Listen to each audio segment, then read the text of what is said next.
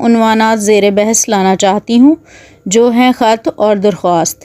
ان دونوں سے ہمارا آئے دن کا واسطہ رہتا ہے، لہٰذا اس کو صحیح انداز میں صحیح الفاظ و املا کے ساتھ لکھنا سیکھنا بہت ضروری ہے۔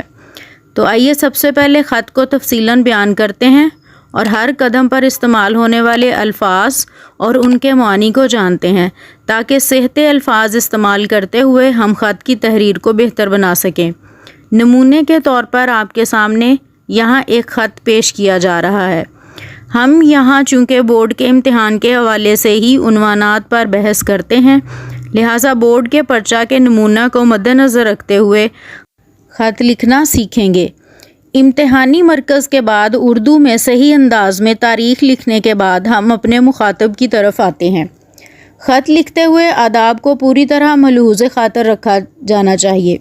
یہاں ابا جان کے نام خط کا نمونہ دکھایا جا رہا ہے، تو لکھیں گے پیارے ابا جان السلام علیکم۔ یہاں بچے اکثر علامت ندائیہ استعمال کرنا بھول جاتے ہیں۔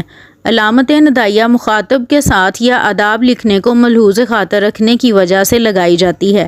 اس کے بعد السلام علیکم میں عموماً کچھ اس طرح کی غلطیاں کی جاتی ہیں کہ السلام علیکم کے شروع میں السلام سے شروع کرنے کی بجائے اسلام علیکم، السلام علیکم، اسلام و علیکم لکھ دیتے ہیں اور علامت ندائیہ بھی استعمال نہیں کرتے۔